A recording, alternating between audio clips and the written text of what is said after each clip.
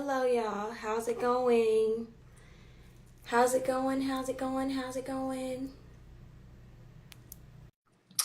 How's it going, y'all? Oh, y'all are rolling on in here. I need all this energy. Hello. How's it going? Good morning. Well, good afternoon. Good night.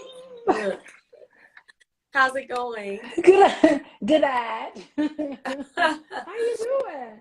Man, this I don't know if I've had a normal week since 2022. Have you had a normal week since this like whole year started and we're almost about to be out of this year soon? Like, have you had a normal year? My life is pretty predictable. Yeah, Okay. yeah. My life is I see clients on sometimes Saturday, Sunday, Monday, Tuesday, Wednesday. I'm teaching my classes Thursday, Friday, sometimes on Saturday. Um, my days are full, but it's rewarding. My days are very rewarding. Um, I wouldn't, there's no other place I'd rather be. There's no other type of people I would like to have around me. There's nothing else I would rather do than what I'm doing right now. And I can't believe I actually get paid for it. Mm. So I don't know. Life is pretty good. I What? guess I think It every could be week worse. yes, I think every week I show up for the entrepreneur that's in their not building phases of business, but like expansion phase and, just constantly wondering like, God, can I even do all this? There's just so many things that get thrown your way. I know probably your husband, Dr. Boyce, like you probably see the things that just happen day to day. It's just always something. And Yeah, it's always something, but he kind of goes with it. He's like, okay, what's the problem this week? What we got to deal with this week? But we we take out time for each other. We definitely take out time for ourselves, just individually without each other, because that's important. His office is right next to mine, so we're together all the time. So we do give each other space, but at the same time, we do a lot of fun stuff together, and it's great. Two entrepreneurs right here in one little spot. We will take our time and coordinate our schedules. Today we went running. We ran for 3 miles. Um, we're doing a detox, a 5-day detox. So we do fun stuff together. We travel all the time. Life is good. yeah, I'm gonna get there in 20 something years. I'm feeling it. No, you can be there today, right at this moment. Okay. It can happen to you in an instant, and it looks different for everybody. Yeah. So it has to be Jazz's place in life where you just know you're where you need to be. Right. Okay. I'll And think that's your wait. What's your tagline? I can't remember. which one. I got a You tagline gotta for everything. okay. Name your taglines. Wait, I hate that Walk I by faith. forgot. Walk by There you faith. go. That's it. Walk by faith. There you I'm go. in You a walking by very faith. he has me in a very stretched season. Like this Yeah. season, like no other season, is a very stretched season. Literally. Oh my goodness. Okay.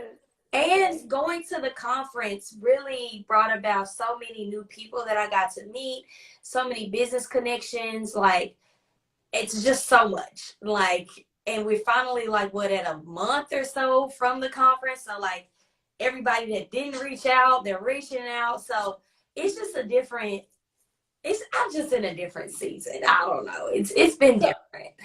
now wait. Speaking of conference, you're not coming to the All Black National Convention, are you? So You have a wedding. I was just talking to Christian about that, Christian Kegler, Yes. and I was just talking to him about that. I do have a wedding.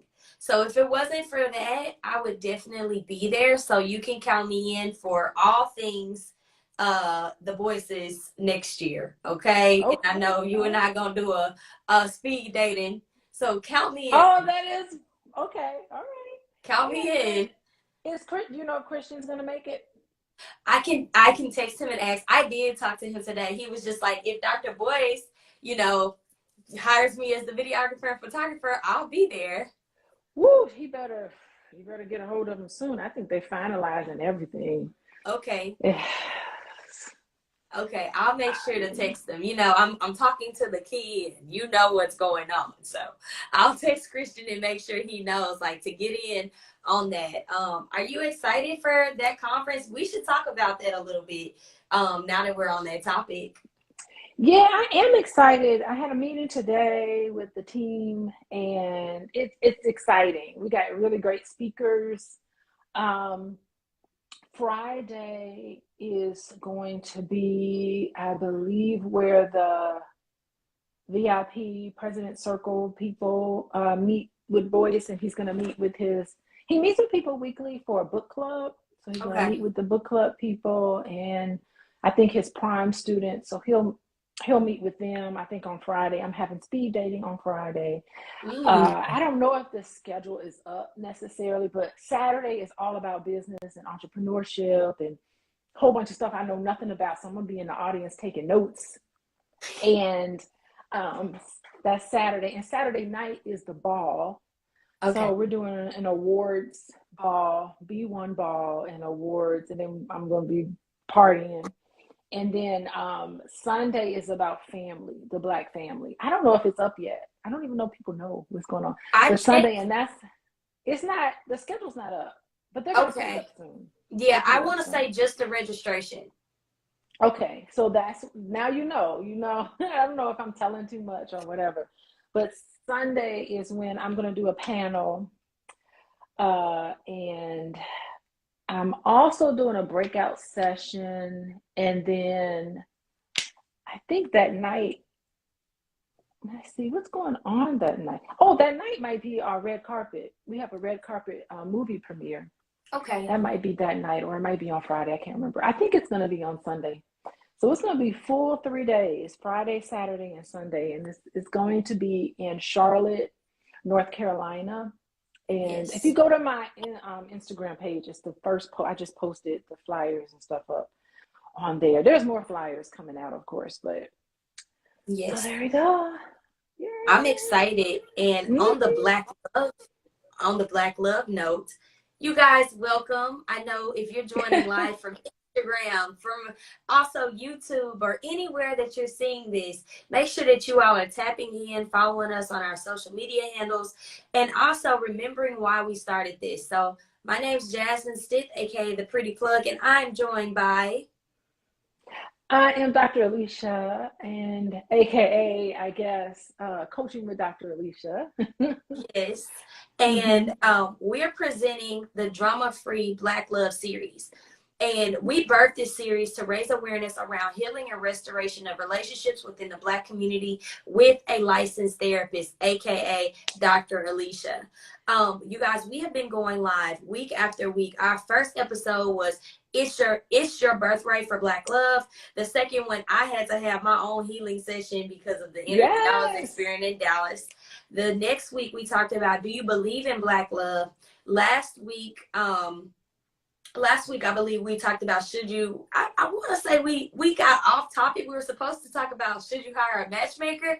But this week we're talking about the state of the Black family. And I want to go ahead and just like open up with a hot topic. Are you ready for this hot topic, Dr. Alicia? Okay, hot topic. Give it to Okay, me. so yesterday in my Facebook DMs, we love a good Facebook DM. This gentleman by the name of Nicholas, I won't say his whole name, he reached out to me and he was just like, listen, I don't believe in Black love. I don't believe that it exists. And I was like, ooh, Mm-hmm. Lord, he said black on Black love is not real. Now what would you say to that? I was like, Mm-hmm. oh my. And he was like, I've never seen a Black woman on my level or to understand a Black man in America. And then I was just asking him, what are your sentiments about that? And, he felt so strongly about the topics. I told him we would be going live today. So hopefully he does have a chance to come and join us. I'd love But for him to join us. yes, I Mm-hmm. really hope he can join us. And let me go to the message that he sent. He said, any level. I want a good soulful woman that loves her man. I cook, clean, and literally do everything for myself. So that way, that's the way my mother raised me. But to find someone who understands your value and give you back the same thing. So, Dr. Alicia, that's our icebreaker. You know, this gentleman reached out kindly, didn't have, wasn't mean. He was said black on black love is not real. What you got to say about that one? Yeah, it reminds me, I put a post up on my Instagram Okay. account. Wait, let me try to find what I wrote. I can't even remember half the stuff I write. But I put up something on my Instagram. Let me go to it on my computer. And it was about, oh wait, hold on. Okay, I put something up on my Instagram about the dynamic issues between male and female relationships in the Black community. And it was basically talked about issues of sexism and racism uniquely impact Black men and Black women and how they relate to each other. And what's happening is that what a lot of scholars are now saying in the field who work with couples, so they work with all couples, but there was something very unique about the African American couples they were working with. And one thing that was noted that was very unique about those two couples is that there's issues of racism and sexism that uniquely impacts the relationship between Black men and Black women. And someone asked on my page, is this racism coming from inside the relationship, or is this racism coming from outside? And my answer was, it's both. Because what was happening is that Black men who are in relationships with Black women are on the receiving end of stereotypical ideas about Black men. So somehow, us as Black women, we are looking at Black men in our relationships, and we're putting on them all of the stereotypes about Black men, that they're irresponsible, that they can't be trusted, that they're lying all the time, all the things that our grandmamas used to enforce in us, don't be trusting those men out there and all of that. Also, for a lot of Black men, they're looking at us in relationships and they're putting those stereotypes on us. And they're saying, oh, you just think that you're just a single Black woman and you don't need no man and all of this. And when we really kind of delve into that, that's not really what's happening. It's just that we're throwing these stereotypes in our houses, in our relationships. We're hitting each other with these stereotypes. So not only are we battling negative stereotypes outside of our homes, but when we're inside of our homes, we're also battling these negative stereotypes inside of our home. And for Black men, if you feel like you're not quite empowered outside of the home, a way of asserting your power inside of the home, this is just an example, a way of asserting your power inside of the home is to try to force male dominance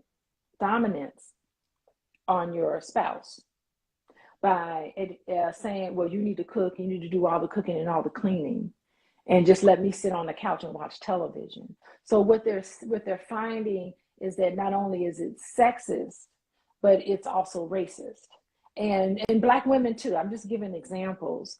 And that sort of dynamic is what makes it uniquely difficult for Black men and women. Now, of course, you can look at some of that and say, there's no such thing as Black love, right? But, I think these conversations need to be had, and we need to tease all of these things out so that we can get down to the bottom of it. And, on the other hand, there are Black men and women who are in relationships and married to each other, and it's going quite well. There are a lot of instances like that. Maybe there's like conflict here and there, and we need to sort through things. But for the most part, there is a such thing is black men and women getting together and it turning out okay. I've seen it with my own eyes, and I know there's a lot of people who've seen it. So, however, when problems arise, it tends to look uniquely like that for Black families. So you're basically saying because we all have a certain skin tone, like we face so many different realities when we walk outside our home. And when we come Mm-hmm. back in our home, we try to establish whatever type of respect, peace, Mm-hmm. like leadership, whatever we couldn't get out on the outside world, we try to get it when we come home. And all of those expectations and all of those stereotypes and all of the things of, what you should do, what you shouldn't do, what you ain't, what I'm not, they're We're just placing all it on like, each other yeah, in the we're just home. doing it on each other. Mm-hmm. That's good. I don't think I ever looked at it that way. Yeah. I do know that we all have so many complexities when we leave our house. And we have so many complexities when we come in our house too. So I just wanted Mm-hmm. to know, like, Dr. Alicia, what does it mean to be a Black family? Can you be a Black family if you mix relations? Like, what is that? What's the definition of Black family? Like, what is that? Well, what do you mean mixed relations? Like, I'm let's say if curious you about have a that. white, yeah, if you have a white mom and a Black dad, or a Black mom and a white dad, like, do you consider that a Black family? Or like, what do you consider like the Black family, and like, what does that actually look like? Because there are so many different forms of family. Even in my family, I have Afro Latina. Like, what does Black family really mean, to like just set the tone of the conversation? Um, well, it's kind of a broad question. Yes. I think traditionally, the Black family doesn't mean the same as it does for white families. Mm. I think that in Black families, extended family members are considered. You want to talk about your immediate family and extended family. Well, in our community, extended family, that's like immediate family. So the definitions of who and what we call family is so different. To have a cousin, i mean I grew up with cousins, and we grew up like brother and sister. There was Mm. no difference.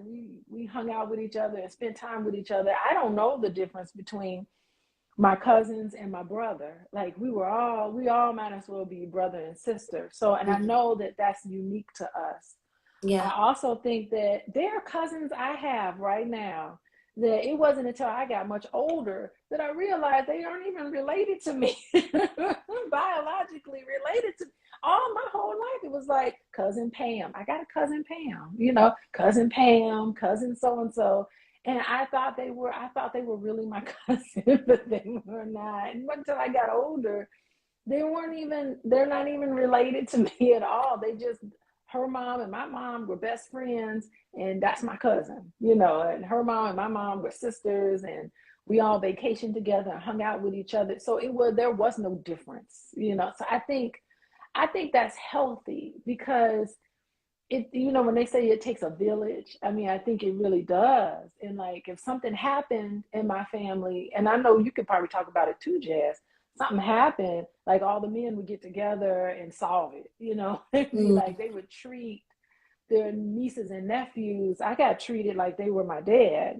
All of us got treated sort of the same, and we all get the same. And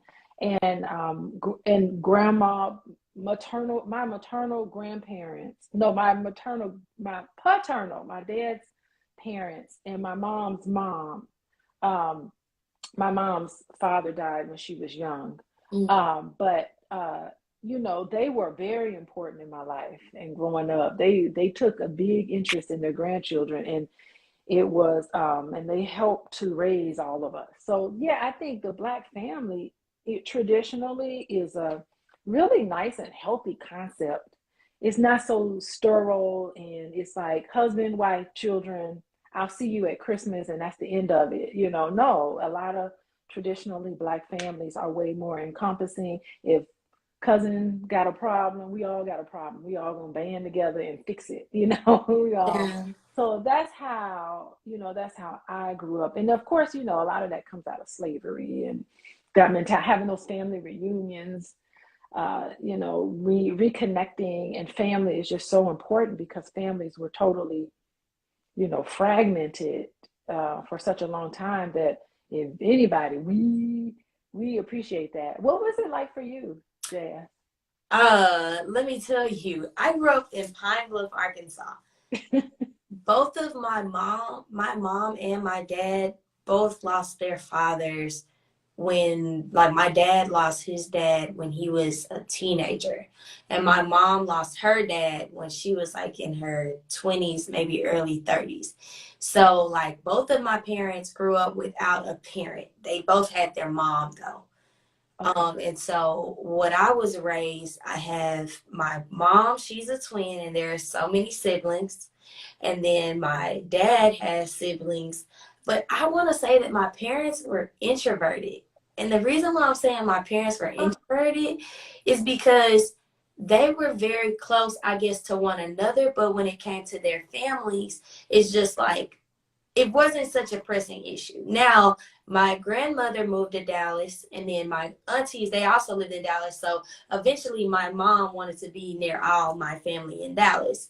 But if you go down, and my father, he's still in Arkansas because his family is still in Arkansas. And again, my parents were divorced when I was 7.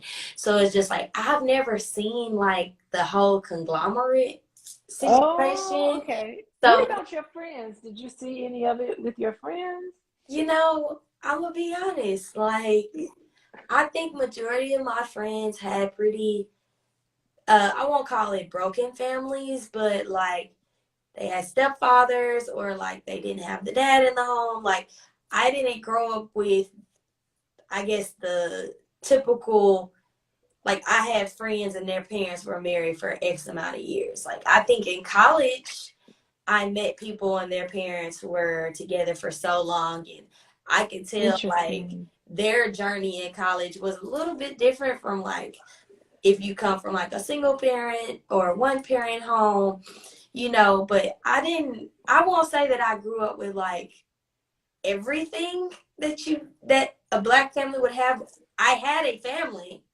I have siblings and I have a family, but us working together collectively looks so different and much different than what you may have described. But at the same time, I know that if, my parents, they did the very best they could, and I'm not going to shade them in any capacity because it's hard being an adult. But I will say, like, I pray that when God does bless me with my family, we are able to instill new principles, new traditions, and not even new cultures, but to really embrace the culture that we always had, but that was taken from us. I even plan to, I've already been to Africa once, but I plan to convert a piece of me. Why not be a piece of Ghana, Nigeria, or something? Like, why not? I plan to convert just to make sure that I honor my ancestors that came all the way, that were originally here, and like I may have got here sooner, but I just think it's going to be such a beautiful experience to like really know and trace back my roots to as much as I can, you know. Yeah, I think what I love what you're saying is you talked about I want to create my new version. And when I meet with couples and they come from two different backgrounds, of course, right? Even if they come from the same background, similar background, it's still something of a negotiation. I think that when you get together, you can create whatever you want for your family. Yeah. You could say, you know what, here's part of my family that I really love, and it's a tradition, it's something that I'd like to incorporate in our family. But there's some pieces about my family we could just leave and let that go. We don't have to carry that along with us. Yeah. And then you could tell me there's pieces of your family that I really enjoy. Let's keep this going. And then the rest of the stuff we don't like, you can throw away. So I think that's the beauty of it, where you can cherry pick what you want and create for your family, whatever it is. Even given some you know, what I laid out was a traditional Black family. And maybe I came from a very traditional Black family, but of course I'm much older than you. So I don't know, I'm a whole nother generation. So maybe this is dying out. This part is dying out, and that's unfortunate. Well, with And our conversations, we're bringing it back up. yeah, yeah. We're bringing it back up. Like, what traditions do you celebrate or that you've embraced with your family? We used to, I mean, Christmas was, birthdays and Christmas was a huge, big deal. And I know it's not, it was strange because I started talking to other people, and like some people, I'm like, your birthday, when your birthday comes around, oh no, you get a party, no matter how old you are. In my family, you're going to get a party, a cake, you're going to get socks, you're going to You're get a gonna get fresh pair of something. socks, You're gonna get maybe something. $5 in the card, you're going to get something. We'll give you our last penny. It's gonna be fried chicken and spaghetti and a box cake. You would get a box cake growing up. And so that's something I want to keep. I love that part, you know, like low key house parties. I love house parties. So, you know, whenever it's Boyce's birthday or my birthday, it's just a house. We just open up the house and have a house party. So that was like big for me. Old school house. We don't have to go to a fancy restaurant. We don't have to do anything over the top. We're just gonna get together and sit and talk and play cards and play bid. We play bid whiz and talk and then get real loud with each other. But that's how, you know, my family is. And so, yeah, I mean, that's important. Christmas is important. Mm. I know on my dad's side of the family, his mom is from New Orleans area, Mississippi. She's from Mississippi, but New Orleans area. So, you know, she would make gumbo every year, once a year, seafood gumbo. Now my cousin has the recipe, so she's got to make the gumbo. So, you know, we blend in all the my different backgrounds. I guess Creole, I think you Mm. would call it. I don't know, but the New Orleans side of my family. Okay. um, yeah, and that stuff is important. How about you? What traditions? So I plan to marry an entrepreneur. I know it's in there. I believe that's going to happen for me. That way, every day is whatever we make it to be. And that means that when we raise our family, we'll be invested in their educational process. We'll be able to see their milestones. You know, when I was growing up, my parents didn't have to work a lot. And so it's just like my sister, she has two nieces. And so I put my nieces on my Instagram this weekend, and it was their fourth birthday. So it's like, I'm doing things with them. Like, I took them to the nail shop and I was like, y'all having a soft life. Oh yeah. You get a soft life, honey. We've your ancestors, they did enough soft life for us. Okay. So it's like being very intentional with how the children are raised. Like my sister, you know, she has a job and everything now, but she stayed at home with her babies up until like they were old enough to, you know, go and do without her, where they are old enough to say, you know, something's not right. So I plan to be very invested in my family. Like one of my big goals is to be a mommy influencer. I'm gonna get there one day. Oh, And okay. and it's just to like have a very open family where we get to share like what happens, but also just like live our life out loud. Like I feel like that's different from what I've seen is, you know, everything's so under the covers and why put your business out there and why. And it's just like for me, I help so many people by just showing up every day and sharing the things that I learn, or, you know, to sharing the good word or the good news of the Lord Jesus, you know. So it's Jesus. just like, Yeah. I want to be able to continue to instill that with the family that I have, which is we will live our life out loud. I want that for me. I want a TikTok hubby. I deserve to do a TikTok. I genuinely do. There you go. And Um, you will find your I TikTok hubby. will. I And the thing, will. you have to know it and believe it. And like as you're talking, I'm thinking about that guy who DM'd you. Like he's carrying around with him those stereotypes Yeah. about Black women. Yeah. And as long as you carry those stereotypes, you're going to see Black women through that negative lens. And so that will what always going to show up for him. Yeah. That's what's always going to show up for him. Women that fit that stereotype, because that's his lens. Like I gotta wear my glasses right now because it's allergy season. And so, I have to put these glasses on, and what I see, my vision, that's, it's these glasses, the doctor programmed these glasses so that I can see, right? Yeah. And so that's what he's doing. He's putting on glasses on top of his eyes, and that's all he can see is Black women through these stereotypical lenses. And he's got to let go of that, or he will never find a woman for himself unless he lets go of that. Well, how do you practically let go? When you have certain beliefs or certain systems or ideologies that you hold on to, how do Mm-hmm. you begin to unlearn what doesn't necessarily get you the results that you want? Yeah, I think that's a good question, because I think, first of all, you need to write down all the stereotypes that you have. You need to the first thing to do is to look at it and label it. What are all the stereotypes that I'm holding around about Black men? What are all of the thoughts that I'm holding around about Black women? Just the thought of going on a date with a Black man, what automatically comes to your mind? You need to write them down, and you need to identify who told you this. Yeah. Who told you? Go to each line, write down 5 things that you think about right before you go on a date with a significant other. Write it down, all the negative thoughts, and identify for each negative thought that you have.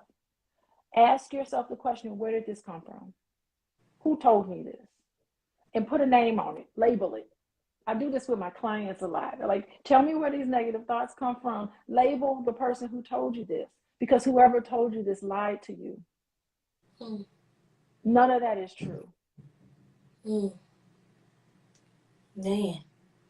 And you need to have a conversation with that person in your head, self-talk. And then you have to say, oh, sister so and so told me that. Okay, well, as soon as you come in contact with someone that you're interested in, when those negative thoughts come up, you need to say, look, not today.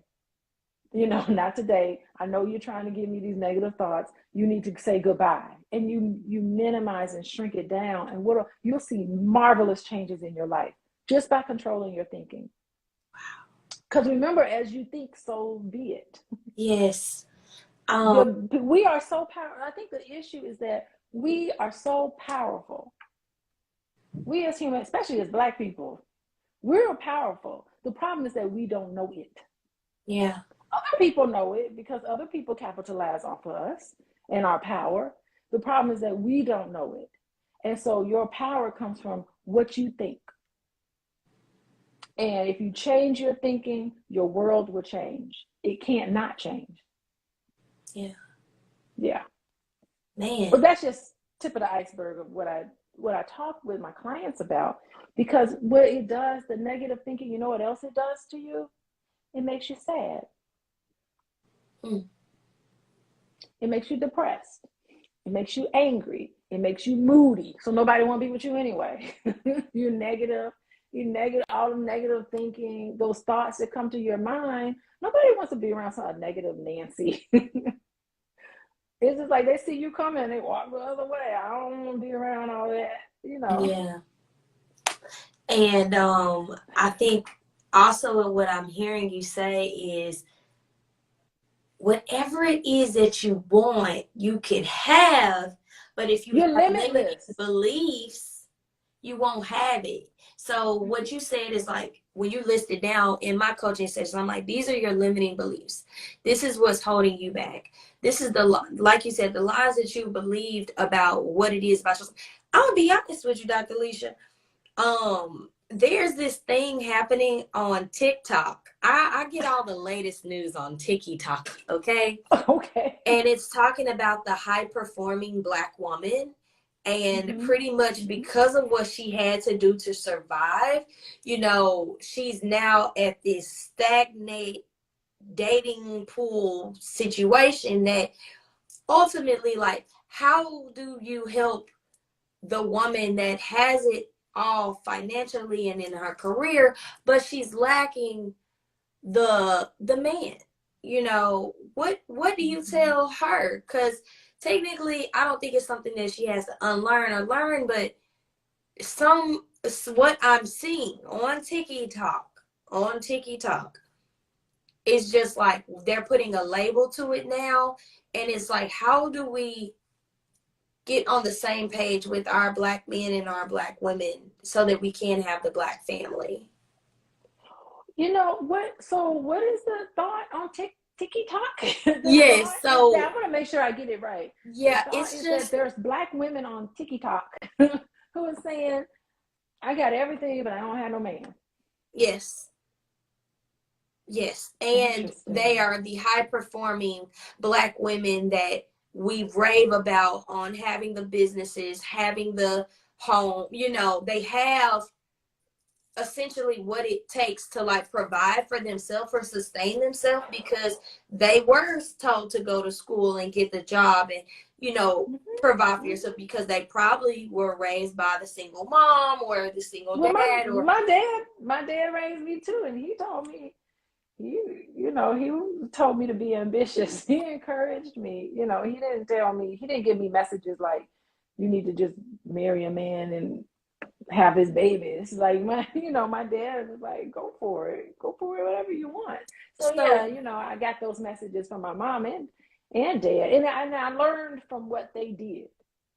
Yeah. I didn't really learn from what they said. Like they didn't really tell me much of anything. I just knew what to do because they modeled for me. But I don't know what to say for women who are having a difficult time. I will say that it's legitimate because even on my matchmaking, I'm doing matchmaking. There's way more women signing up for matchmaking than men signing up. So I don't know why men aren't signing up so much, whatever it is. I don't know what the barrier is. I don't know if they're afraid or if they're intimidated. Maybe they're intimidated. I have no idea. Maybe they just don't need it because they got like a big selection. I know when I was in college, it was difficult because college campuses hardly had any black men. There were no black men, hardly on college campuses. It was also to a ton of us as black women. We were going to school, making A's. We were getting it. So it is a very real thing. However, um, it's just, I think, I was talking to a young lady today and I was just saying, you got to form some hobbies, find yourself, you know. I know here in Chicago, if I was single in Chicago, I'd say you need to join, like I'm interested in running, join the run club. There's a black run club here. Join social organizations, join book clubs, get out there and participate in interest groups, So uh-huh. So maybe it's not that. How do we engage with the black men? Like you coach them and you hear from them. So it's just Mm-hmm. like, do you say in their DMs like, hey, you're really cute to me? Or, hi, like I'm interested. Like, how do we actually begin that conversation? Because I think that men and women are just scared to talk to each other right now. If I'm They honest, probably I think the generation is just completely frightened to just engage, and they're like, nope, you're giving red flags, blocking you, you're not doing this, and I already know that this is gonna hurt me in the future. Like, it's just the cutoff is just so real. So Oh, it's just like, really? yeah, and that won't get us the black family. Like, if Yeah. we don't learn how to like actually engage with one another, we Mm-hmm. won't get the black family. So somebody put in the chat, and again, you all, thank you all for being here tonight with us. We have Mr. Elias Morpheus. He says nobody wants high performing women. That don't even sound good. Learn your men and be what he wants if you could. Also learn from the mother and from married women. What do you have to Oh say my about that? goodness. High performing. I think I would be considered a high performing woman. And there are a lot of guys that want to talk. Like I was single for a while. There are a lot of guys who want to talk to me. I was like, ooh, okay, over here, over here. So I don't know. Like I guess because I've been married twice already and all of that. So I don't think there's anything special about me. I think anybody and everybody. Where are Um, you? Do you have an inviting spirit about yourself? Like when you're on that run club, are you like, hi, how's it going? no, You oh know, God, like what no, were you no, no, doing no. in I that was just moment? interested in just, you know what I'm doing in the moment. I was just being myself and into the run. So I'm not in those situations, in social situations, actively looking for someone. I'm just in those situations, being me and focusing on the run. Okay, but But Dr. Alicia, I'll speak up for the women in the back. And it uh-huh. has been said, like, we be in the house working from home, right? We go to the store, like, Lord, is he on aisle 5? Is he on aisle 7? Which aisle is he on? Okay, nobody talk to me. Another day, another moment of being by myself. So it's like, then you go get on the apps, and the apps, they Yeah. not giving what's supposed to be given. So now you go back to Target, and it's just like, how do you create that energy on the inside so that when you do go outside, maybe aisle 5 may have your husband? Because I'm gonna be honest, a lot of people really ain't out. Like my age group, I'm 28, so like between like 26ish to like 30 to 40, like everybody's really grinding, they're building, they're trying to not play catch up, but we're trying to like make sure our 30s and 40s are halfway sustainable. But it's just like we out in Target on aisle 5 praying that somebody just come sweep us off our feet. Okay. I don't know. I mean, that is a strategy. Definitely making your intentions very clear, getting on the apps. And I know a lot of people who met on the apps. You could, of course, oh, there's my cousin. My Hey, cousin just cousin. joined. Hey, cuz. Anyway, so she should, you know what? Hey, Jess, you need to join us. Can we, Yeah, can I yeah. invite her in? Yes, of course. And Because somebody she's asked, been dating. how can you tell the difference between red flags versus something we can work through? That's such a good question. That is Can you such put a good question. Okay, wait. How can you what? Tell the red flags?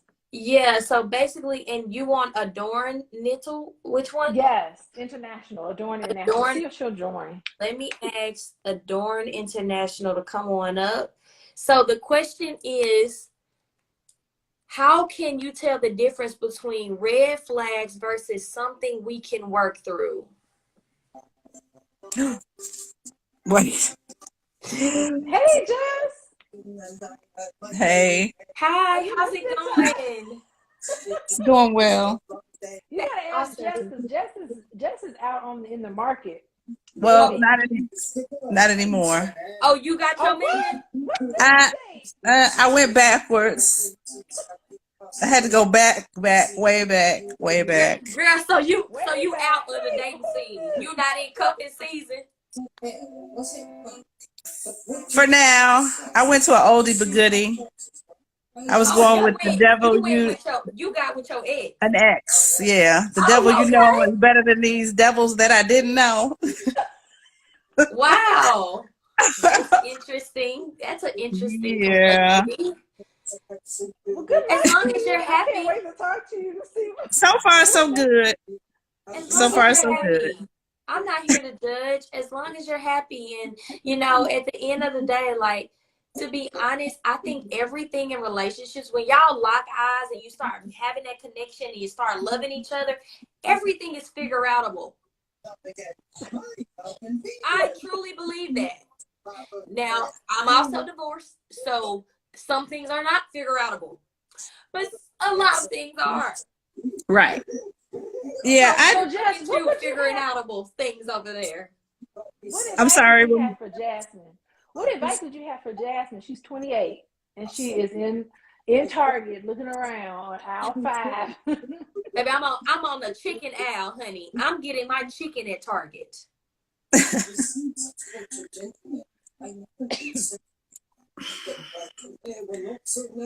Alicia knows it's rough. It's rough.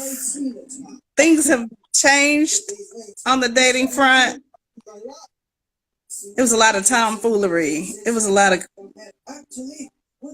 But what, like, let's address it, right? Because, like, how we get Black families is, I guess, not call out the issue, but what do you consider the tomfoolery?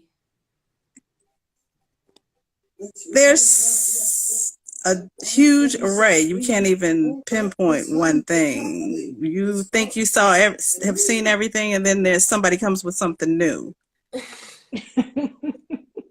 Seriously. Oh, that is so funny. You're like, Yeah. what? You got this fetish? What fetish do you have? Exactly. And I mean, it's wild. It's like the Wild West out there. I promise. So is it like men not committing? Is it men committing but have another woman? Is it emotionally unaware? Is it don't really care? Like, it's a combination. You can't say what you're gonna find in each person. It's an individual. I had one guy tell me we had only been talking for maybe 2 times we had talked on the phone. And I was saying, well, I'm dating. And he was like, oh, you're not going to put me in the lineup. I'm like, dude, sir, I don't know you. So how can we, you're not fixing to have me in the lineup. And I was like, whoa. So okay, so I got a question. Let's dive deeper there. He was telling you his truth. He didn't want to be a part of your lineup. And so your context was conversation. I was giving him my truth that I was dating, and I had only known him for a very short amount of time. I'm talking 2 conversations on the phone. Right. So was I supposed to commit? Was it time to commit then? What if he was actually saying, you know, hey, I'm spending this time, you know, if you're going to see other or talk to so many people, maybe that's not okay with me. But he didn't know how to say it. True. But I could tell he had been traumatized because he had been in the lineup before. Right, which is a common thing. But I wasn't trying to, there was no lineup. It was just him. He was the only person I was talking to. But I was just letting him know we're going to keep it light for a while. You know what I mean? Till I get to know you. Right. Do you think some affirmations could have been given to make him feel more comfortable with that you liked him, but you still wanted to take things slow? I don't know what could have helped. I don't know what I didn't know what to do after he kind of snapped. It was kind of a snap off. It wasn't like a little light, you know what I'm saying? I'm not going to be in the lineup kind of thing. It was like a whole thing where I know something had happened in the past. So yeah. Jessica, and I wasn't ready to, you know, I'm not the one. You know, you need to speak to your therapist about that. You need to get that taken care of and then start dating. I mean, okay, because I'm almost thinking like, not that you did anything wrong, of course. Like, this is just us having girl talk at this time, but I be talking to so many men, not like on no dating stuff, but like they really just be having it hard with expressing themselves. And like, you know, it's almost like they may like you, but they be like, oh my God, I'm having this feeling right now. I don't know what this is. I'm like, oh, is it some butterflies or something? Like, you know, like it's almost like they don't have the language for their emotions. So when it comes out, it's like a grrr versus like, oh, I liked you and I wanted to talk with you exclusively without us being maybe in a relationship, but he just didn't say it right. He wanted to move very quickly. As I learned, I didn't cut it off there. He wanted to move extremely fast. That, as I found out, 3 dates after that, we were 3 dates in. It was time to go on the 4th date. And he wanted to, he was ready to, we grown, you know, it was time to sleep with it. I was like, I don't know you well. I'm not ready for that. I didn't feel, you know, I'm not comfortable with that. Yeah. So, Did he yeah. respect that, or was he just like, no? He said he did, but little things would come up, and it turned into a whole. I'm not willing to go into all my business here on the internet, but it turned into a whole really funky thing, and so I had to slowly back off. You know, it was. He said it was okay, that he would understand if I wasn't ready, but it turned into just, again, tomfoolery. It just turned into ridiculousness. Okay, It was insulting. It was extremely insulting, you know. Yeah, I completely get it, you know, and so that's one of the things that low key Breeze 09 asks. How can you tell the difference between red flags versus something we can work through? So for you, you was like, nah, I can't work through that. That's a no for me, dog. But like, I could see some anger that was unwarranted. You know, it didn't match the situation. So yeah, you know? And everybody you date is there. We all gonna have our baggage. Yes. And that's why the reason why you need to take it slow. I don't know why this guy was trying to speed up. You know, you need to take these relationships slow. And actually, a red flag is somebody that's trying to go too fast, too soon. That's a red flag. Because they're trying to, what is it called? Love bomb. They're trying to love bomb you, tell you, put you up on this pedestal. Oh, you're the best thing in the world. You're the most wonderful thing in the world. And this guy, the other thing, he was like, but don't let it go to your head. You know, like you said, and I was like, don't ever say that again, sir. You don't even know me that well. And let me tell you, I got that was the first red flag, y'all. I mean, for anybody that say that comment on like, don't let it go to your head, I be like, give you a compliment and then don't let it go to your head. Yeah, I said, this is what I say, but a car need gas to go, right? Yeah. Gas me up, or else I'm gonna be on E. But that was my first. I was like, okay. But I addressed it. I was like, you shouldn't say that to people. You know, you don't know me well enough to know if I'm the type of person that you know, that it would go to my head. Get to know me better before you say something like that. I was like, because I was insulted. But it got worse. Yeah, that was a one red flag, and then way too many. Yeah, so and when you take it slow, if they want to go faster than you're more comfortable going, that's a red flag. Also, I think the reason why you need to take it slow, because you do need to examine their baggage. And you have to go within and try to figure out, is this something I can deal with? Or is this something that I need to let go? Because if you're with somebody, you marry somebody, you marry in their baggage. They take bringing that into the relationship, and you're bringing your own baggage in the relationship, and then you got to decide, like, this is just too much. I can't deal with this. Definitely physical abuse, emotional abuse, psychological abuse, those things you just need to just, you know, nip that in the bud right away. Particularly physical abuse, like that's violence, you know. No.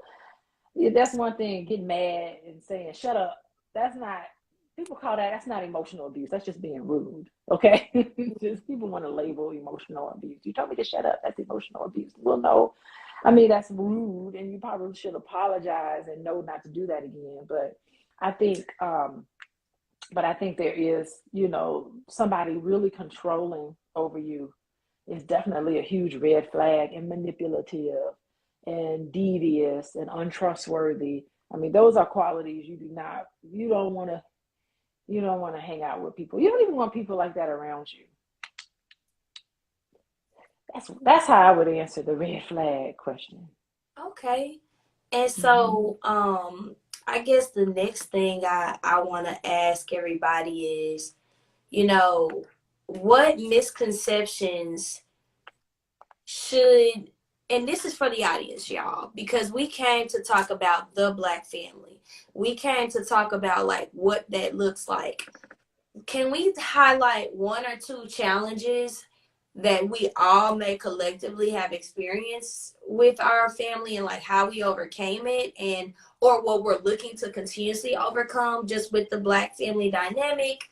And maybe it's just mentioning, this is a scenario in which this happened to us, but we were able to move forward from it and our family got better. Like to basically help other people that may be having family challenges. Because a lot of people do. People do have family challenges, and I think it's just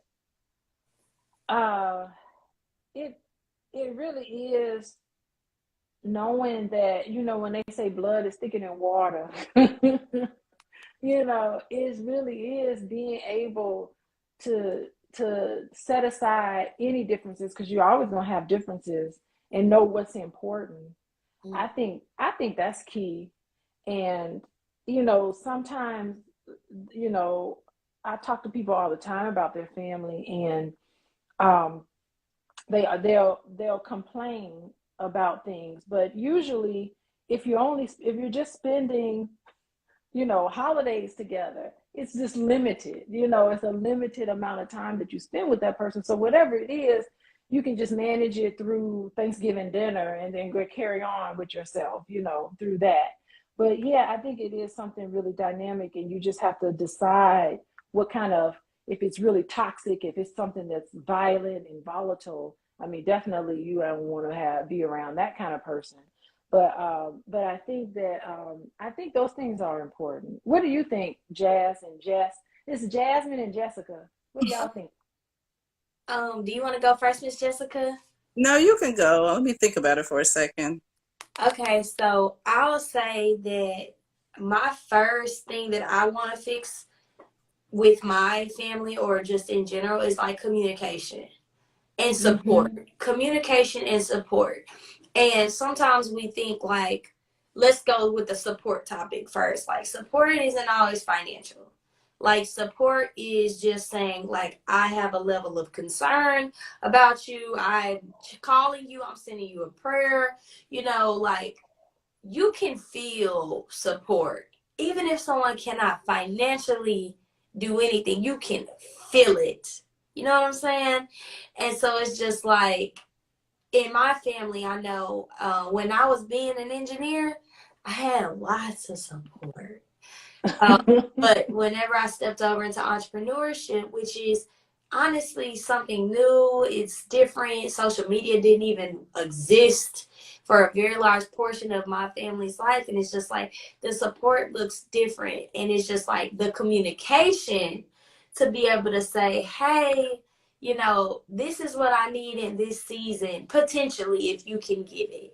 If you can't give it, I'm already trying my best not to have no expectation. But overall, like the communication to be able to express, hey, like as a family, I don't want to have all these other people that I don't know support me, but it's like, but y'all not, so like, again, that's not to put my family down. I'm just more real than the average person and gonna tell my business because I believe it's gonna help somebody else. But I'm just basically saying, like, for me, I know I can have a better, stronger Black family with communication and support. And again, support does not have to come out of your wallet. Yeah, I mean, that is so true, because like I don't know what I do without Jess. Like I can't run my business without her for the most part. I'm like, oh my God, I could call her up and tell her. So she's my manager. She be helping me sell my little books. And we got some business. We need to go on. We got some more business stuff we need to do together to make some money. And I'm gonna call you. We need to have a business meeting coming up. So I don't know what I do. She's real good into fashion. So anybody need a stylist? Anybody need a stylist? You can hit up Jess. What's Honey, your you want to split my Instagram? wig, baby? You can split mine. Style. She majored in fashion. Did you major in fashion design? Fashion merchandising. Yeah, fashion merchandising Fashion and design. merchandising. It's her hyping Stylist. you up for me and Thank you. giving you your flowers and really affirming you on the World Wide Web for me. And in return, how you said, I'll help you with your books, I'll help you with your hair, slaying with hair. Like, I think that's beautiful. Like, that's strengthening the Black community more than you know. Just being an example. Like, I'll join this live, even though, girl, I was in my bed chilling. Really was just trying to True. But you know what?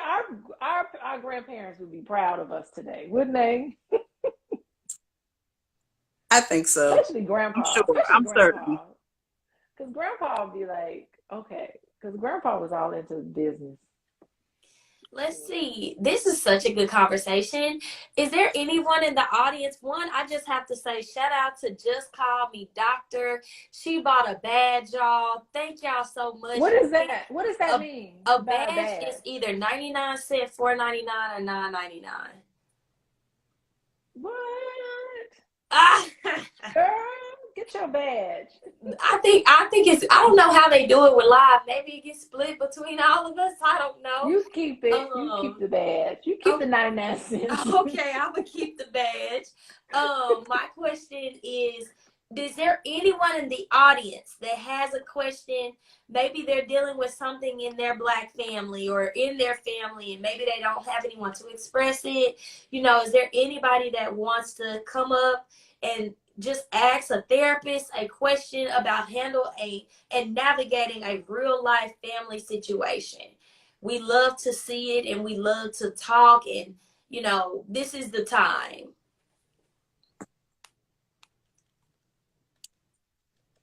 Look, as we wait. Anybody have a question? Well, let's see who's in here with us. Yeah, I just invited some people. This Cam I am. There's an Alicia Starr. Welcome. Who else is in here? I don't know how to look at the people. I'll let you call. I don't know Instagram very well. So this Cam I am, Alexis Starr, Little Brown Village, Clearwater, 1711. Just Call Me Doctor. We got Alicia Gore. We have Ja, Ace 1125, Frog Court. It is my faith, and Dr. Evans J15. We've had quite a bit of people to come in today. So the floor is open for questions, everybody. Even if it's questions on how to get your Black man or Black woman and get your Black family, because if we don't have a conversation, we a part of the problem. So Jazz, what do you want for yourself? What do you want for real? Girl, let me tell you, this season looking real different.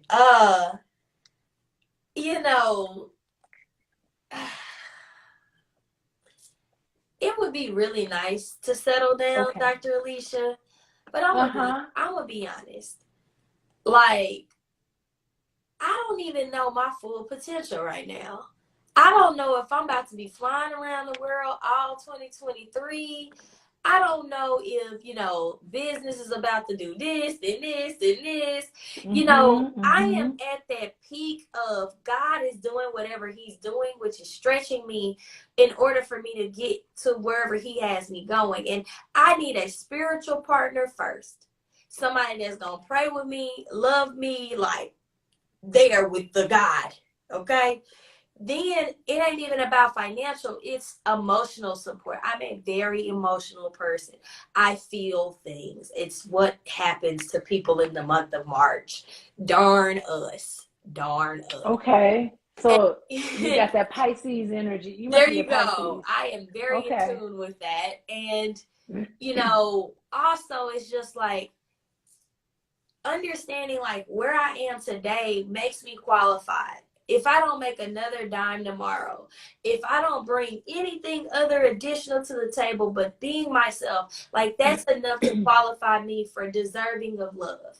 And you know, sometimes we try to quantify or qualify what makes somebody lovable, right? Are they making X amount of dollars? Are they at this point in their life? You know, I want a type of love where it's not about the money.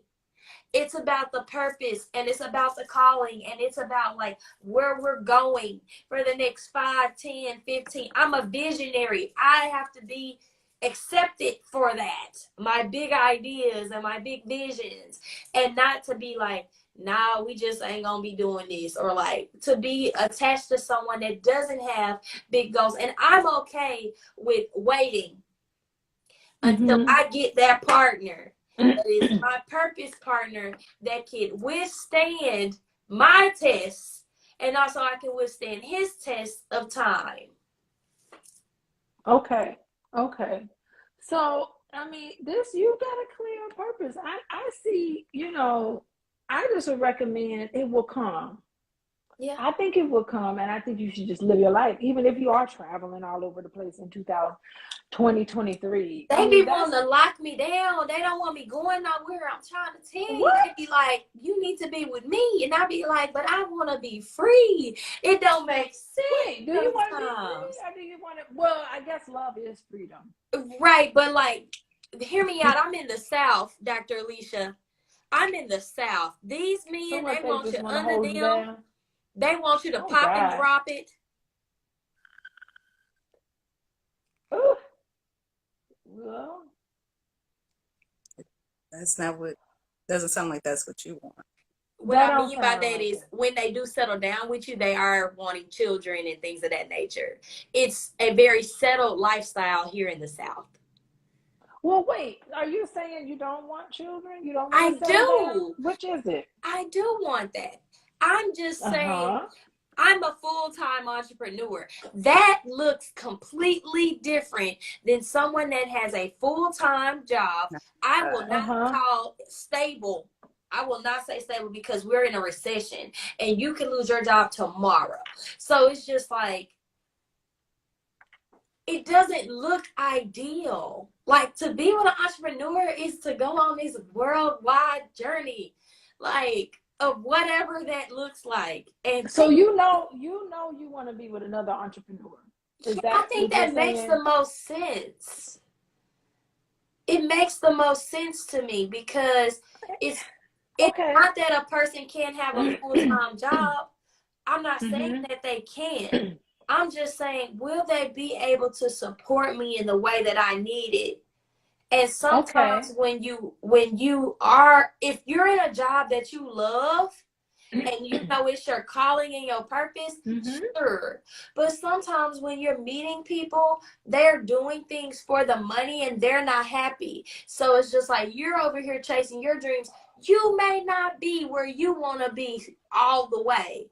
But well, I mean, that doesn't mean it can't work. So like, when I met Boyce, I was just a college professor. Well, I didn't have my business. Right, but I didn't have my business. I never in a million years, not when I met Boyce, when we first started dating. I didn't know what Boyce did for a living. I had no idea. But I think y'all were a match, though, because even when but I didn't. I'm a college professor. I didn't do anything. I didn't have no business. But when I met him, or when we started dating, because I've known him almost 30 years, I didn't know what he did. We just talk about stuff that had nothing to do with much of nothing, just what's up with you. But I didn't start my business until I met him. Until I started dating him, I'm sorry. But you see how he influenced the dreamer in you? Yeah. So you might influence another person. Why do they have to have? Because I don't be an entrepreneur already. I think like sometimes when men come over here to Jasmine land, they be concocting an identity that will somehow lead them to increasing their likelihood of getting me. But then when they get me, that energy or whoever they are or whatever they had to put on, they can't sustain it because it was never them in the first place. they can't sustain it. So they think that you just want a certain kind of man in that. So you putting off that energy. What kind of energy? Because I'm just being myself, talking about God, chicken, and business. The only energy. That's right. I forgot about you and the chicken. Yes, the only energy that I got, that I bring. I've been like thinking, I don't know about this chicken. Okay. You know, this is a good one. And as they said, unlimited faith, it says, I totally agree with you, Jazz, only because their mindset has to understand why your passion is so important to you without them feeling a lack in your personal life, or they have to be completely secure. Correct. And so for me, in my life, men that have landed me for what, the last, I give it 5 years or so, they have been completely insecure with self. Insecure. Okay. And what I mean by that is, if I'm completely in love with the person that I am, not on no narcissist stuff, but I love the chicken in me, I love the God in me, and I love the business in me. And by the time you get me, all it is, well, don't you just want to do this? Why you keep going so hard? Why you just can't sit down somewhere? I'm just trying to settle down. It's like, we can do all of that if you understand the calling. Like, sometimes we have callings on our life that are so much bigger than our temporary personal. And what I mean by that, it will feel really good right now if I already had a family, kids, husband. But I also know that may potentially stagnate the purpose and the calling that's on my life if that person is not completely aligned. You know what? I think you're making it out to be way more complicated than it needs to be. There is nothing wrong with dating somebody and having that person say, all right, good. Take that time to do what you need to do. But me and you, how about we just chill? What's wrong with that? Because how are you going to, no, wait, I asked the question, but I don't really want to answer. The thing is that you're proposing one scenario, okay? But you're participating in a different scenario. Okay. So if you're saying that you want to be married and have children and also be an entrepreneur, then at the same time, you can't go around and say, well, don't expect me to sit down. Don't expect me to chill. Sometimes you need what's called harmony in your life. You can go hard, all work and no play. How you gonna, you're gonna be one of those women on TikTok talking about how I've accomplished all of these things and I don't have no man next to me, because you are like, forget you, I'm gonna just go 100% in my entrepreneurship business, and there's no harmony in your life. So I think that there's something to be said for someone that's just like, let's just chill for today. And I think it's okay to carve out time to just chill, and then also carve out time for your business. You have to be well-rounded. So I'm just challenging you a little bit, because you have to put yourself in that energy, that space where you are just married with children kind of space, because it'll come to you once you put yourself in that space. But if you don't put yourself in that space by just Netflixing and chilling and, relaxing a little bit, going hard 24/7 in your business. Well, Dr. Alicia, they got a big step. Majority of these men, they don't be big steps. It's not a big step. It's not a big step. It is like they gotta say, okay, Jasmine, I'm carving out time in my schedule to come and talk with you. They're not doing that. Well, they're not making it a priority. So right. So why I gotta prioritize? Well, both of you make it a priority. You make it a priority for what's important to you, because you want that balance and harmony. I want the man to lead. I don't want to be the leader in that. I want him Blessings, to lead. peace, and abundance. Blessings to everybody on the live. Hello, how's it going? What's your name? I'm blessed. Dr. Liken. It's Liken. Hey, Dr. Liken. Okay. Yes, I love what y'all talking about. Y'all can continue. I just wanted to chime in with y'all. Y'all talking y'all talking them facts. But what is big stepping? Firstly, if you mind, I don't know if you mind me asking or exposing, how old are you? I'm 28. Dr. Lycan, I know, right? Yeah, that's hard. That's that age, That's that age. But big What's stepping. that age? What What does that mean? where you think you could just move every mountain, where you just running on full energy, and it's a good point of life, Definitely if you're able to lock in and own it and take full advantage like you're doing, you definitely need that companion that's going to be at that same pace. Can't have nobody slowing you down. Right. So I You feel like cannot it's have hard. anyone slowing you down. I think, I think I do remember 28, by the way, and I was very ambitious, and maybe I'm a little more slower now than I was at 28. But I was on it. At 28, I had a master's degree from the University of Chicago. I was seeped into my career as a social worker, and I was sitting for my license exam at 28. So I was, studying and trying to. So I was that, but I also had a husband. I He had talk one about it. before. He ain't sitting What? around. I He also been had a in husband. there. Y'all was married? It was an internship. Her marriage was an internship. That's what mine was. I didn't get the degree. I just got an internship. So it's You like don't know Yeah. what I'm saying? I've been in that space where, I have been settled down but it's not that I don't want that. It's just a man has to be sound and secure in who he is. And what I mean by that is it's You got to okay know that thyself. it's okay that I be me. And it's okay that you do you. You got to And be mentally whole. yeah, but that is very far and few between in my age group. A lot of men are just now saying, "Oh, I'm going to practice not having sex by doing the semen retention." What was Yeah, that? My but you attention gotta, went somewhere else. What did you just you say? can't like blend.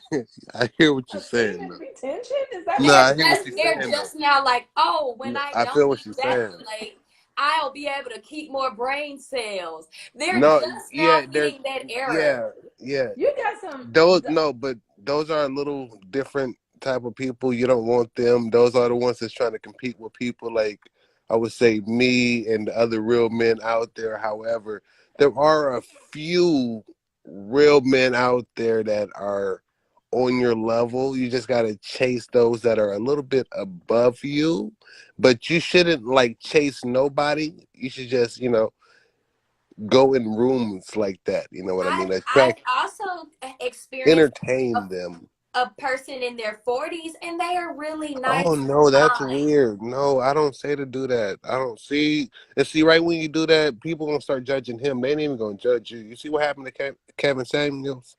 Well, People, and I don't see nothing wrong with it, but I wouldn't do it. But I'm just saying. Oh man, don't.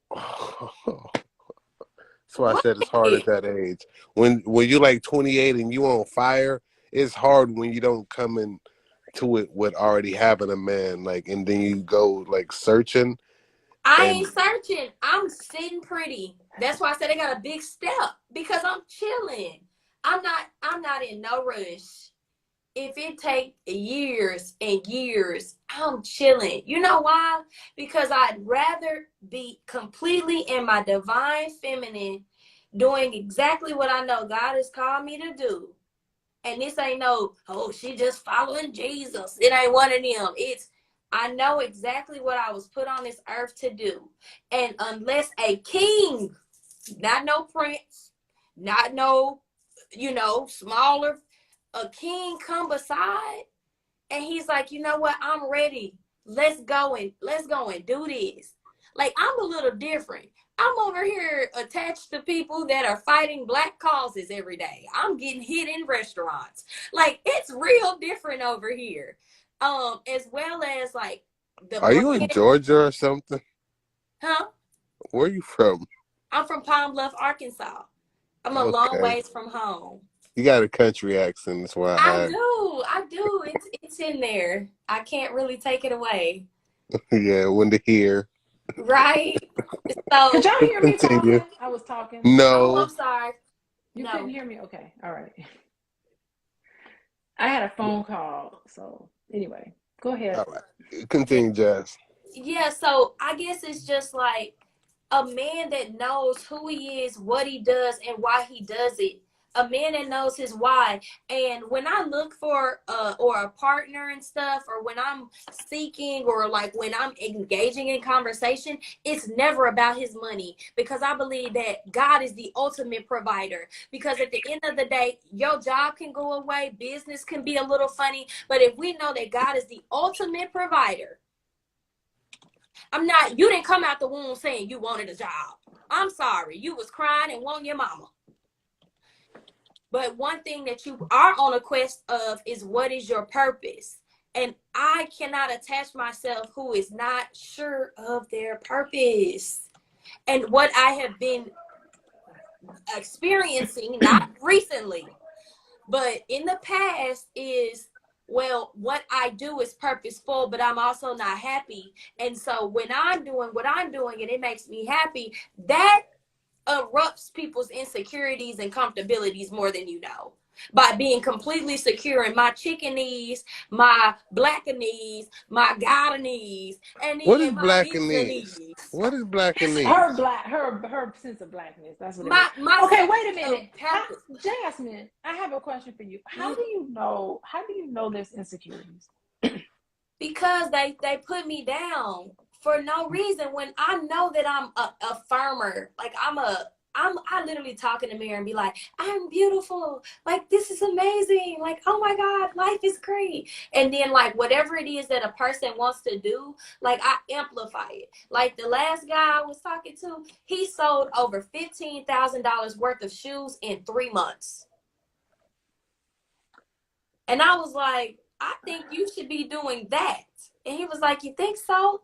I was like, yeah. I wasn't trying to change him, but I also would hear him in his vulnerable moments saying, I'm not completely happy in all of this. So I'm like, well, I'm not somebody that's going to let you settle. So I'm going to encourage you in the gifts that I see on you. It's real obvious. You love fashion, you love shoes, you love all that. So it's just like, I'm going to help you to see the best in you, but I had to learn something. If I'm a coach you, I can't date you. Ooh, Well, why is I mean, that? I don't think, you Why know is what? that? Here's the thing. You can inspire somebody, but Yeah. that doesn't mean, so many times, okay, so I got a job at a private practice and I was making however much money an hour for my private practice, but they were only giving me half of the money because they took, because it was their business and they were getting 50% of all the clients I was seeing, and I was only getting 50%. So, I had a patient partner who was patient and kind and kind of like, well, if you go into start your own business, you can keep all the money for yourself.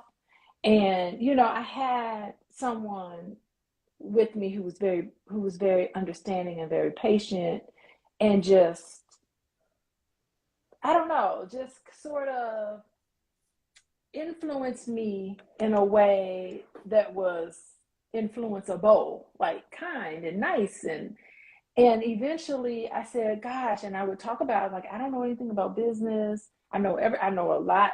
I'm very, I know my content area very well, but business and sales, you have to do sales and marketing. I was overwhelmed. And, my partner, Boyce, he's like, you know what, Alicia, I will pay for coaching.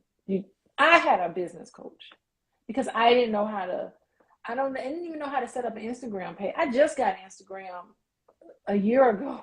I didn't know how to set up an Instagram page. I didn't know how to set up I didn't know what an LLC was or how to do my taxes or all of those things. I was clueless. He could have just dropped me like a hot potato. She don't know what she's doing in business and blah, blah. But he supported me. And I think, don't just throw somebody away just because they don't see it. You know, you have to And be that's, patient with I'm them. aware, but like I'm a business coach, Dr. Alicia. That's what I Yeah. do for a living. I literally build businesses and build people and build brands. So it's really Mm-hmm. hard for me to get around somebody and it's like, I see a gift on you and I see it real strongly. And then you Yeah. like, yeah. And then when that person starts to walk by faith in it, then they be like, nah, I ain't gonna do it. I'm like, that's okay. I still love you anyway. But I'm about to keep on going. You can just be okay with that dynamic, So but I think they're not more what okay you're with that. explaining is greed. Like you're saying, people normally have greed when they start. Like I'm not getting it. All I kind of hear is like a person really having greed. What happens after you help them and it starts going good? Like Well, why do they turn? I'm finding I'm that's what I'm having saying. confused finding the disconnect. I feel like those people just weren't my purpose partner because if I know that I'm a Maybe. that's what I can that's what I attest to. Like we talked about it, Dr. Alicia. The last guy that I was with, I thought he was all that, the bag of chips. If he never did no more no less, I thought he was all that. He did call me a broke a person because I could not land a job in the engineering department fast enough once I got laid off. Now that Mm-hmm. in itself is a hot tail mess. And I It's a hot told tail him, mess. yeah, Mm-hmm. but my thing Mm-hmm. is when I got with him, I didn't ask for my job to lay me off. But also, was I in my complete purpose? No. Whenever I am in my complete purpose and I'm still, my income was good. It's just like that person did not want to bear the load of what that looks like on my life, right? Like I have my own apartment, I pay my own bills. I'm not asking for that person to do no more, no less than just a regular dating process. I'm not a gold digger. I'm not trying to take what you have. But at the end of the day, you have to sign up for what comes with being with the entrepreneur. You may not be able to do the 5-star that you could do with the engineering me. We may not be able to fly every single place. But at the end of the day, my heart is very, very kind. But also like I don't know, when I met that person, they was like they just looking for a wife and they a provider and all that, but out of nowhere they wasn't no provider no more. So it kind of just, were you with me for the engineer and the money me, or were you in it for my heart and like what I come with? So So that's kind was of like, this person working at the time that he was saying these judgments on you? yes, has a very secure job. So he wasn't willing to support you or provide, is what you're saying. No, and he wasn't emotionally available at a certain. Well, yeah, that's exactly what it sounds like. That's what I was about to say. If his money wasn't there, then his heart wasn't there. Correct. So that means we were not aligned, and God had to remove. He'd be so selfish with me. He'd be like, that ain't the one. Take everything. Ah, That's how God is. God is a jealous God. If he love you, he gonna protect you. So, exactly. Because it didn't make no. I mean, as soon as we got together, I lost my job a month later. But also, we're in a recession, and engineering and tech jobs are the number ones that's like, what up, Jeezy? getting laid off. Who? You know Jeezy? Like You know, it? he big viral. We all viral over here. I know everybody. What is big viral? What does that mean? We global. We all over the world. Oh, okay. Like, okay. But I will Yeah. say, the more vulnerable that I've been on the internet, the more there is a lot of men that are finding me. Okay, but we also have to deal with the context of I'm 28 and I feel like I am walking into the season, but it's like you here for the highlight. You were not here when I was at my low. So Well, it's I like, mean, okay, so I'm hearing you They say said you that, but wasn't with me you, when I was shooting in the gym. That's how they say. That's how the young people say it.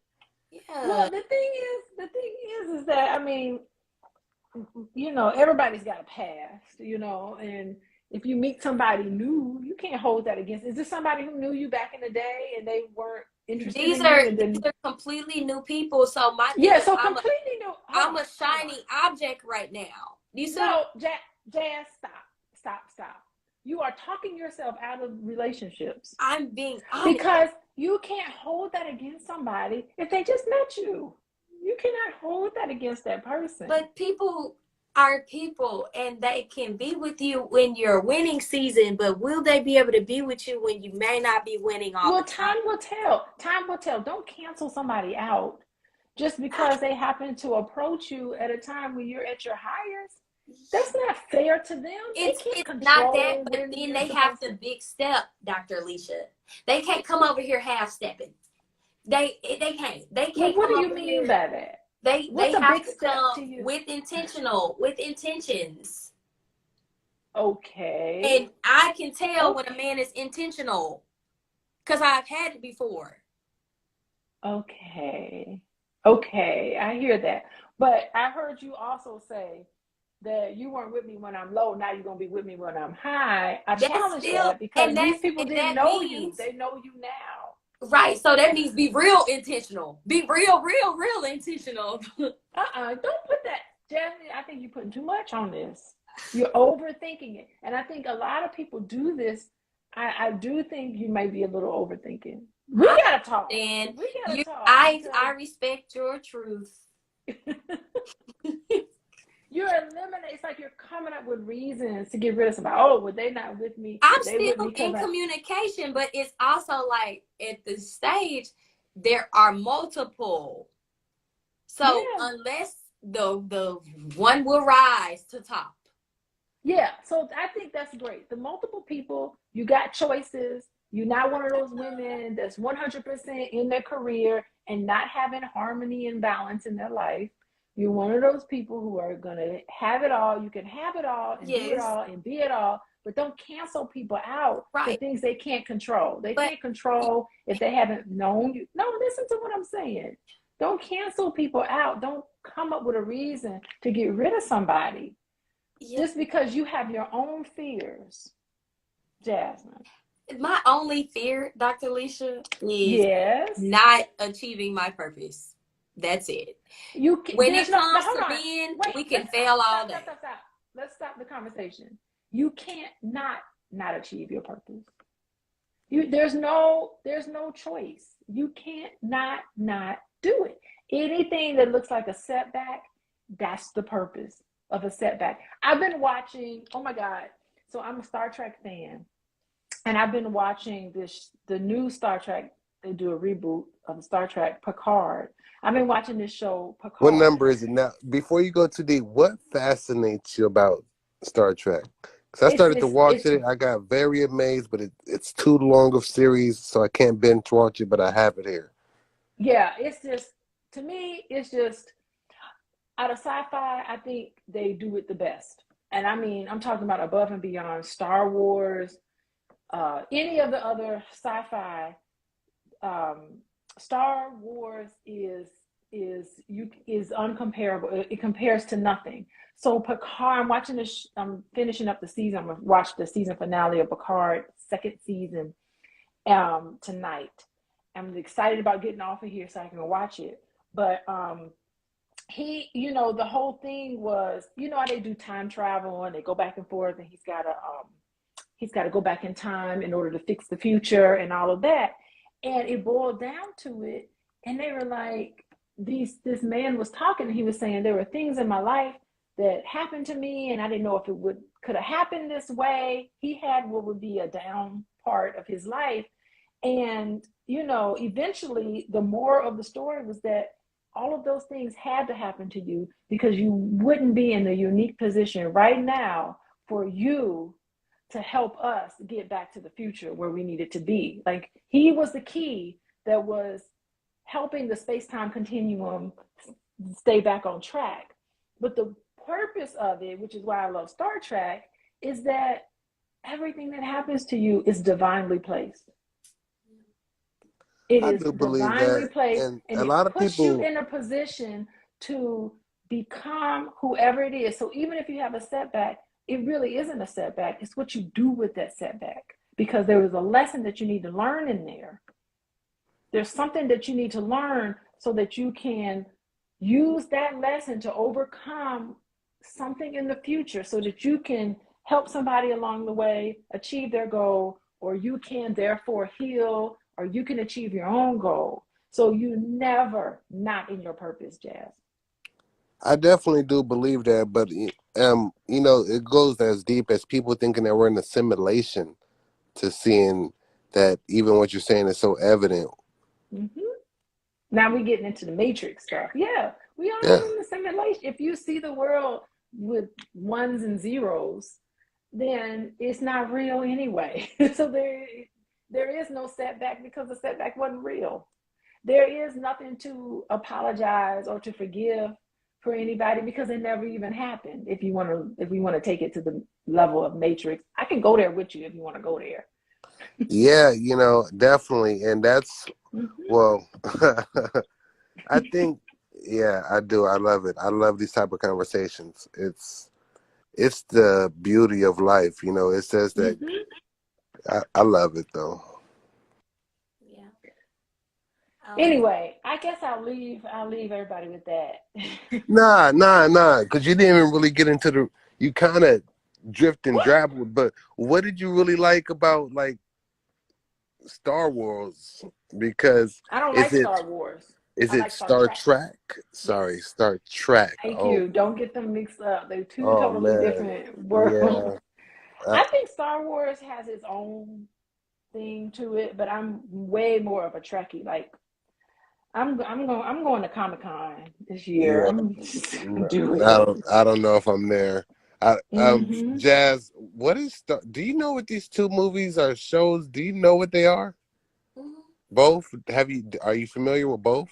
Yeah, so To I know the I want to difference? say that I remember Star Wars, and that was more like the galactic energy, and I think Star Trek, like I think it's more like I think the Matrix, but I don't think I've watched it specifically. But again, like I'm more Man, Breaking Bad. let me tell you something. Every black person needs to watch Star Trek Deep Space Nine. And if you Yeah, I don't know. haven't, I I'm don't know taking your about it. black card from you. My black It's card is revoked. beautiful. My black card, Mine and Jazz's has That's been my revoked. bias. chicken That's my and bias. spades determine my black card, Dr. Damn Elise. it, Chicken and Philly. spade. Shout Oh out. my Shout Chicken out and God. Crystal. Shout out Keita. Shout out to everybody joining. Okay, let me tell you. Star Trek Deep Space Nine with Avery Brooks from Gary, Indiana. I'm from Gary, Indiana. And he's from Gary, Indiana. And it's the best Star Trek series. You talk about a strong black man on television. He's a family man. He is the captain. And he saves the universe. Just Star Trek Deep Space Nine. It's the best. It's my number one favorite show. Okay. I've seen it like 3 times. I could watch it again. If I talk about it too much, I'll go see it. Watch the whole series all over again. It's beautiful. But anyway, we're getting off topic, and I gotta go and hang out with my kids. Absolutely. So, with that being said, we want to thank everybody for joining us for another episode or installment of Black Love and what that means. And today we talked about Black families. So, I want you all to since you're probably watching this on YouTube, go follow us on all social media channels. We want to thank you so much, Dr. Lycan, and also Miss Jessica for joining us tonight, asking some really thought-provoking questions. And again, next week we'll be back for another episode of Black Love. Talk to you later.